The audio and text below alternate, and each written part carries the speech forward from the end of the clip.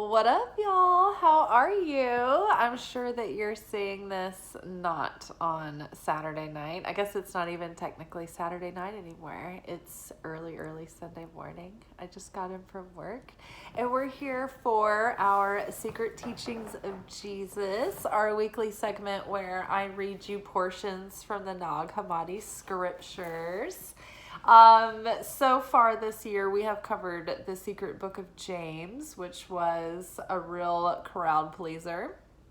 And it had more dialogue between Jesus and the disciples. Now we've moved on to Philip, and we've been in Philip for a minute. And Philip, the Gospel of Philip, is like these portions, they're like paragraphs, and they're these cryptic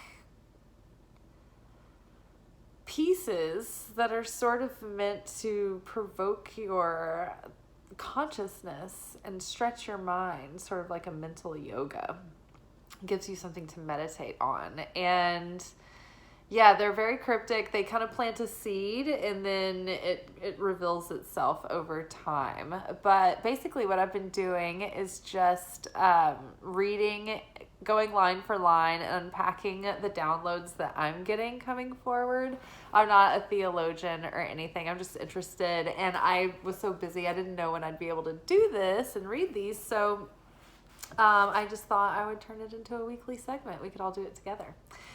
So, yeah, it's actually beneficial to do this late at night after midnight.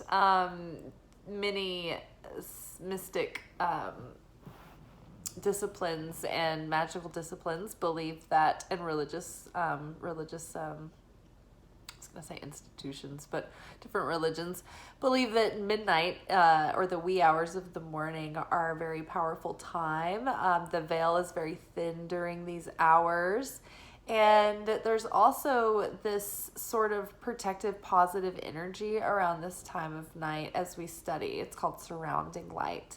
And it sort of protects you from chaos or having to go through a strenuous process to embody the lessons that we're reading in our life. It's like we can kind of let them sink in and get insight about them without maybe having to live out something, or creating chaos or stirring up a lot of energy towards evolution. I'm rambling because I'm fairly tired. It was a long shift. It's been a long couple of days. Yeah, and then also it's actually very beneficial to break the flesh in the spirit of Eucharist, and it releases so much energy to be transmuted into something else. And so that is sacrifice, right? It's when we break some form of life force or energy open in order to transmute it and shift it into something else. And so forcing ourselves to stay up into the wee hours is difficult. We have to go against our flesh. We have to go against our desire for instant gratification and for things to be easy and comfortable, and this desire to receive for the self alone. And we're doing it in the purpose of the greater good and the purpose that this light will spill over and it will positively affect the world. So all of these things make this moment extra powerful. And it doesn't matter what time you're watching it because it's being recorded now. And so we are sort of like sealing in that energy of this moment in this video.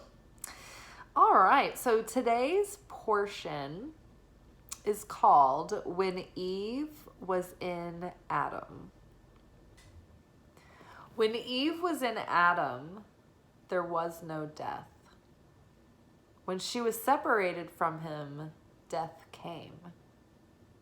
If she enters into him again and he embraces her, death will cease to be. I'm going to read it again. When Eve was in Adam, there was no death. When she was separated from him, death came. If she enters into him again and he embraces her, death will cease to be. Ooh. So right away, so much jumped out at me about this. I love it. So Adam and Eve represent archetypally mankind. Adam, his name being Adam Kadmon, represents all of man. And then they represent the divine masculine and the divine feminine. Eve represents the subconscious, the unconscious. Adam represents the conscious. Eve could represent, in this case, I think that she's representing different, they're making references to different things. I think they're referencing light vessel and the Holy Spirit, and wisdom was a she, and the superconsciousness. So I'm going to break this down. When Eve was in Adam, there was no death. So if you are raised in like the Christian church, the story of like the opening number of Genesis and the story of Adam and Eve is very basic. It's very surface. There's nothing read between the lines, and there's nothing really read into it at all. They just kind of take it at face value. But what we miss out on is, like, in the Hebrew traditions, just the first couple, like, few lines of Genesis, there's so much commentary. There's so much that's talked about that goes so much deeper than just those couple of sentences suggest and leave it there, right? So there's a lot going on in the story of Adam and Eve, symbolically on different levels. There are 4 layers of interpretation to everything in the Bible. And it starts at the material, at the surface, at the obvious, where, you know, we get the parable, you know, you get the little moral of the story kind of thing.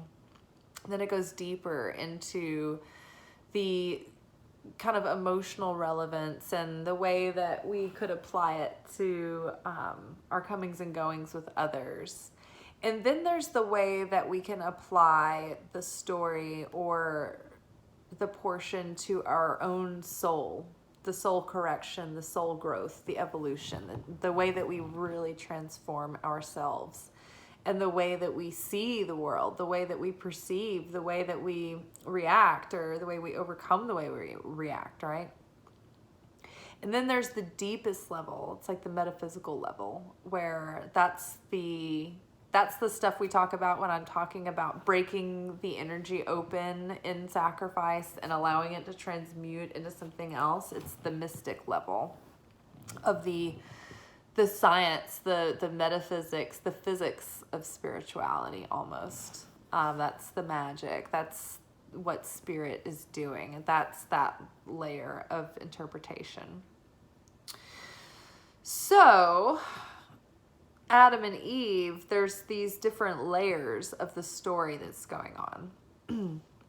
And oh, I'm so glad I got our chart out, because I think that we might want to just get this visual aid out.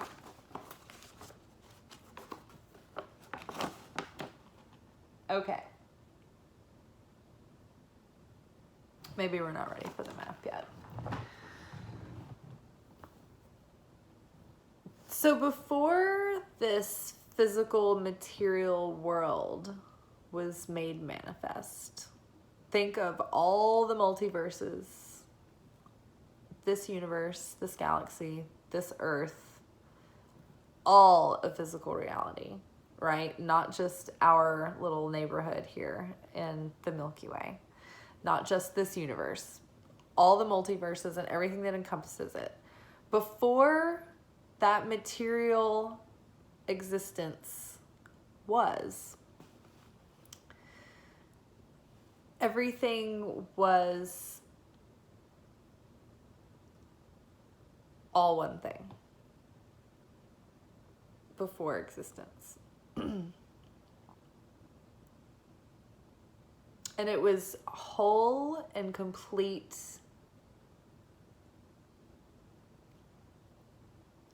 and not lacking, right? It was an everlasting, endless stream of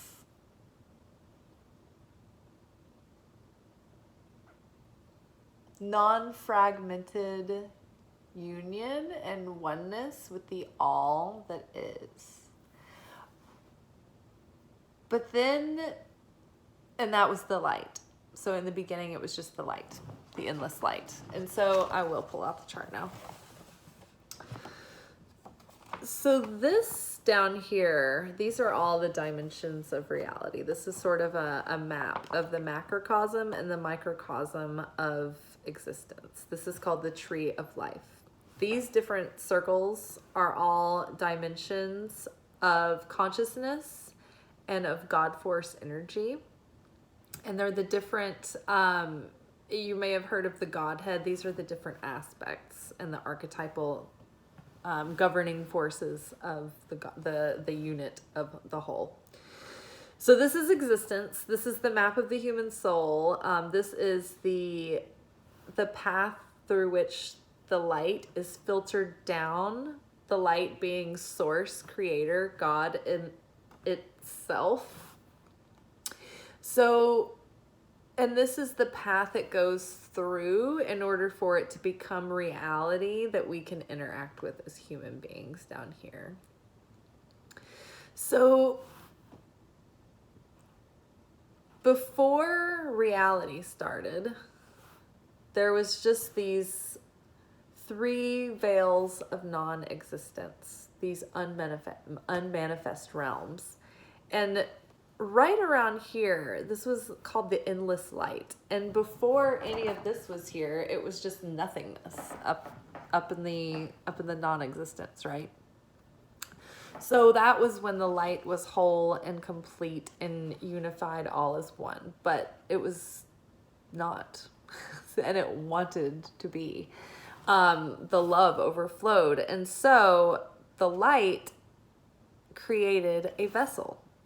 And that moment, what happened was this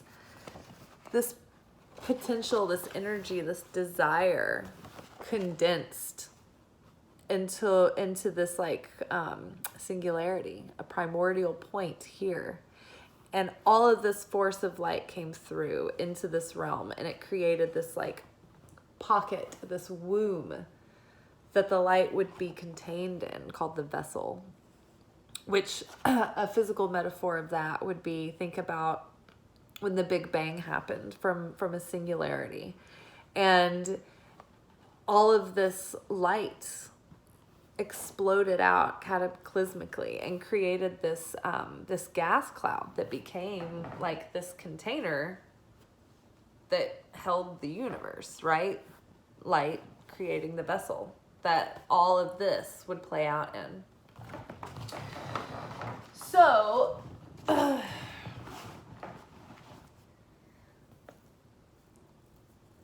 light wanted to create a vessel so that there could be the act of sharing, the act of inter-exchange, right? The act of experiencing another.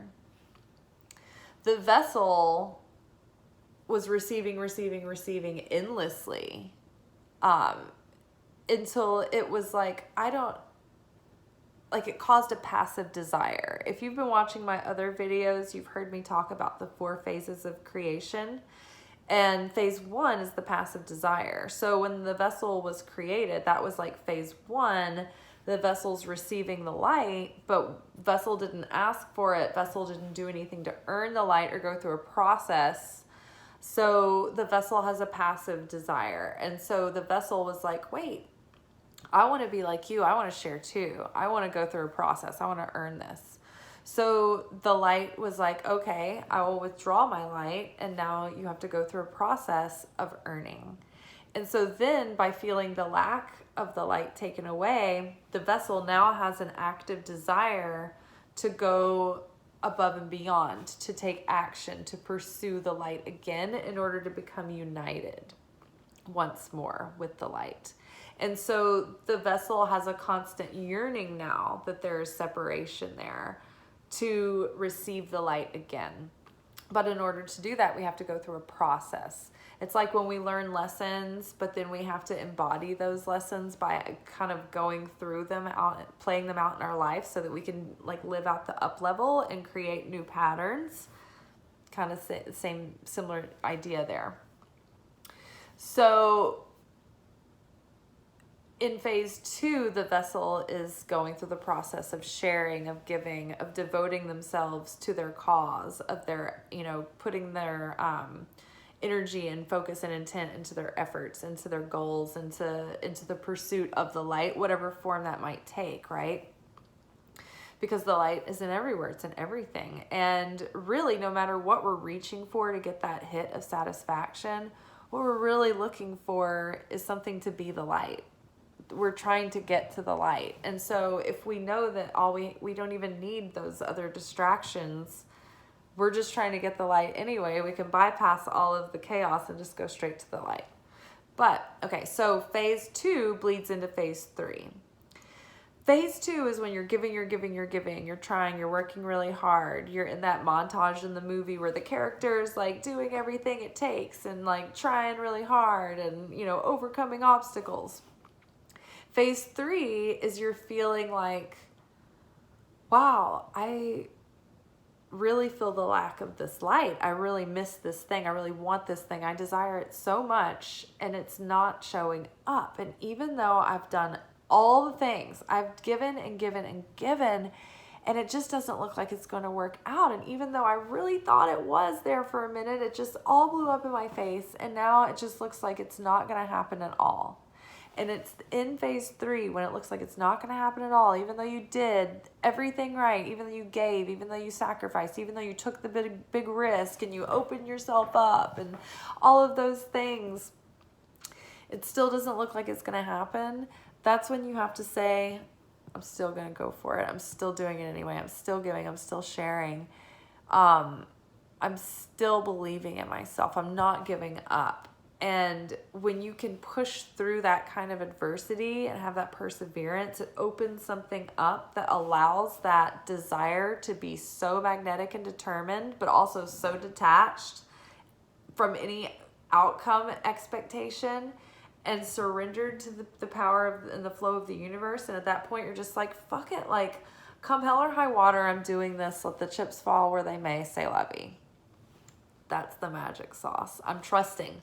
I trust and I have certainty that God is going to work this out for me, that the universe is working this out, that there is a divine plan, that my steps are ordered, that if it's not this, then great, I'm being protected and there's something better, but everything is working out for my highest good. Everything is playing out for my ultimate expansion and evolution. And so the more that we can hold firm to that certainty, then it's in that faith, that certainty, that love, that trust that we are connected with the light as the vessel. And that's when the manifestation can crystallize and can be fulfilled. And not only do we get the material manifestation, but we get the fulfillment of it. Like, not just the fulfillment of it happening, but like feeling fulfilled and satisfied and getting the big blast of light, right? Light, it's so great. I'm so high on the light. Yay, it's fulfilling. And the thing is, we have to be proactive about maintaining that desire by continuing to make an effort, right? So in relationships, that's continuing to date your partner, date your spouse, even long after the marriage. Keep putting effort into the relationship. Keep working on your business. Keep innovating. Keep, pushing the edge, whatever. Keep pushing against your growth edge. Keep connecting with divine and asking, okay, how do I overcome my shadow? How do I become even more certain? How do I become even more stable? How do I become even more eternal, just like you? We want to have affinity with the light in order to vibrate and have resonance and be able to sustain that affinity, because we want to hold the vessel. And the vessel size, and we need to we're building a vessel that is strong enough and big enough to contain the light.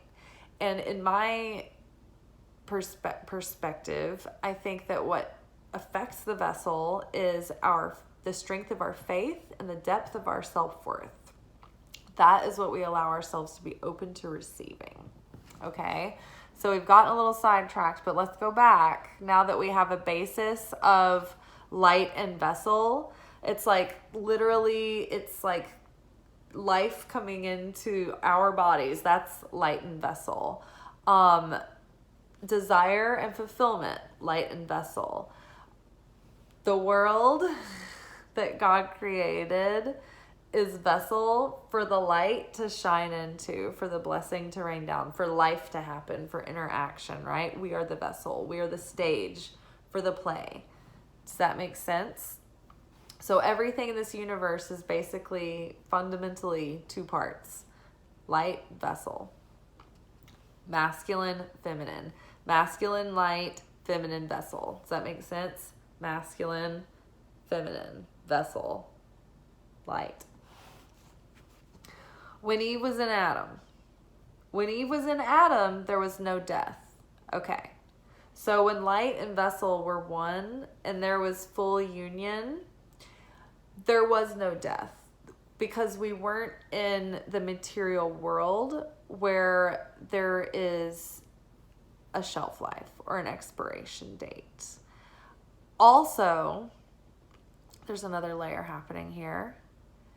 When light and vessel were united, the superconsciousness, the conscious, the unconscious, and the subconscious were all united. They weren't separate. Everybody had access to all the files all at once.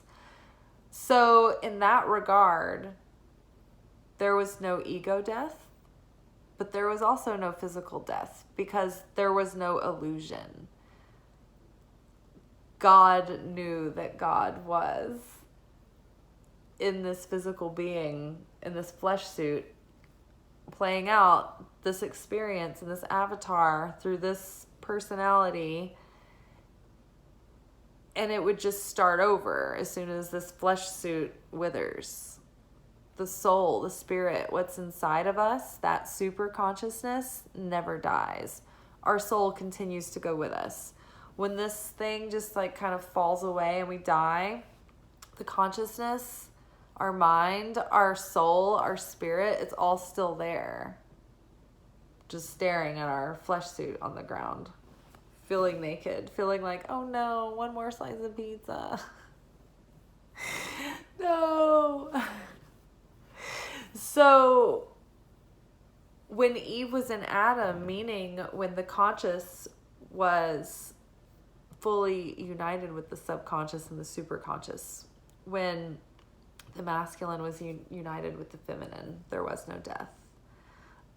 Because it was only an illusion, and it's only playing out for the purpose of the process, for the sake of the illusion, in order to make the process more convincing. So, when Eve was in Adam, when light was in vessel, there was no death, because it was all one, it was all whole. When she was separated from him, death came. So then in the Garden of Eden, the fall, that was the fall of our consciousness. It was the disconnection from being completely surrendered and connected to divine from a conscious state at all times. Completely one, completely connected, complete fulfillment, complete euphoria, nirvana, Garden of Eden, perfection, balance. When we separated, the ego created the personality. We also created defense mechanisms to survive, because the illusion of death was now at the forefront. Oh, wow. Now that death is here to be such a distracting illusion, we can't live in an absolute pleasure and, euphoria. We have to hunt. We're going to get killed. We've got We've got things to gather here. We've got berries to gather, people. We've got to figure out how we're ever going to like domesticate this cattle. Like, so the more that we separated, the further and further we got from remembering that we are divine having this experience and it's all an illusion, you know, it's all a game. The more we withered in fear and separated from the memory of our wholeness, of our divinity, of our ability to participate in that miraculous force and be magical, divine human beings that are above even the angels, that we're told by Jesus that you can do these things and greater. It's a shift in consciousness. It's a shift in belief. According to your faith, it is done unto you. It is by Father's goodwill to give you the kingdom. The mystery of the kingdom is yours.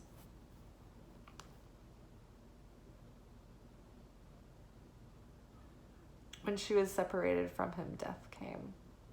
So the more we separated from remembering the fullness of our being, the wholeness, right? That came with fear, that came with lack, that came with doubts,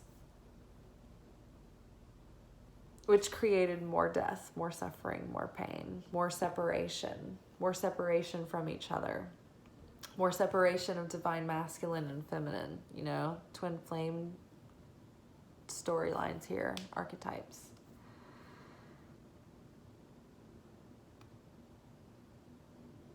When she separated from him, death came.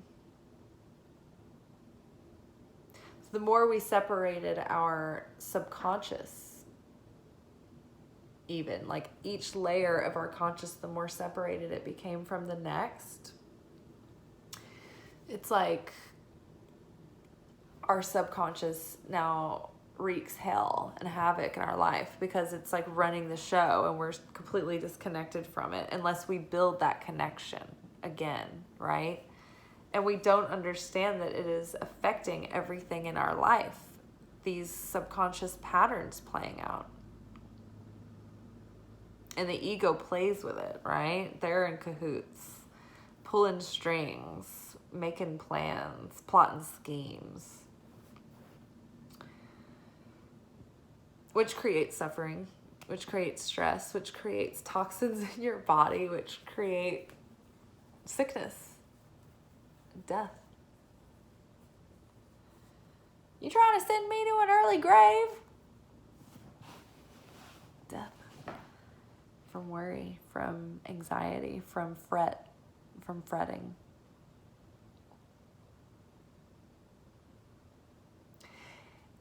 I also think of she, when she separated from him, death came.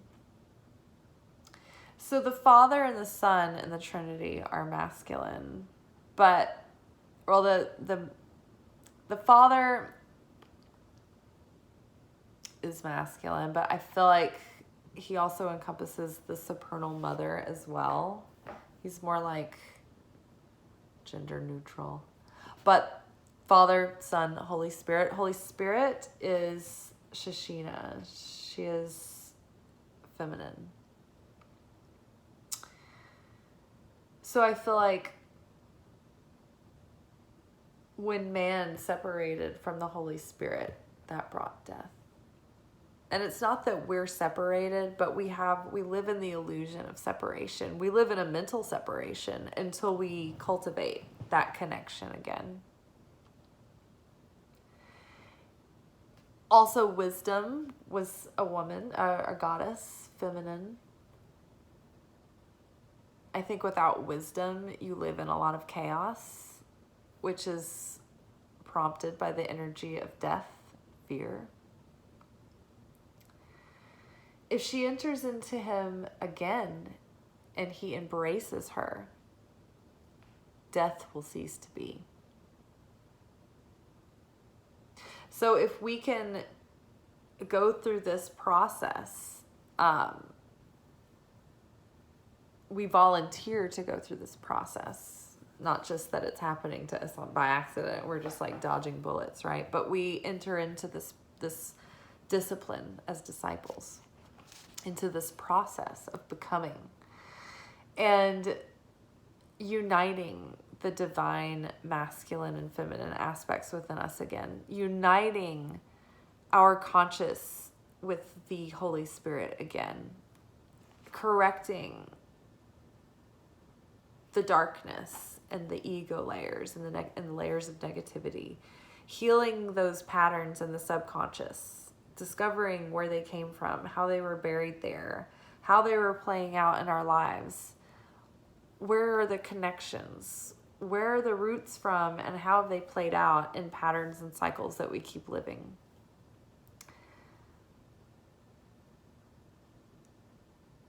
When we connect with that superconsciousness, that source, that thing that's greater than us, that's everywhere and everything, that is when she enters again and he embraces her. When Adam, mankind, goes through this process of tikkun, healing, that soul correction, all those soul contracts, the Hebrew word for that is tikkun. That brings the union together again. And death will cease to be.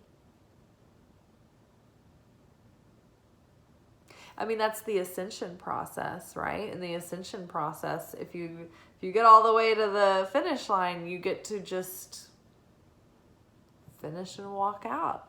You know, you don't die the way that people do.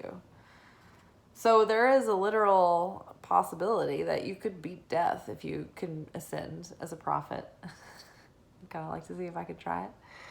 But also, when you get to that level of enlightenment and fulfillment and unity within yourself, and you're that united with the divine once more, you realize that it's all just an illusion. That when you close your eyes and die, you're just going to open them back up and you're going to sit up and you're going to be like, oh, it's me again. And then, you might go through a period of adjustment and then you'll be born again into a new life. And you keep doing it and you keep doing it. And then you're like, oh, there really is no death. I'm just this ongoing person and I forget where I was a while back. But then it's like pieces of memories come to me and, everything's still kind of on my hard drive down there, right? So yeah, take heart. Death is an illusion. Let's read this again. When Eve was in Adam. Oh, hold on. Before, there was a footnote. Let's see what it says.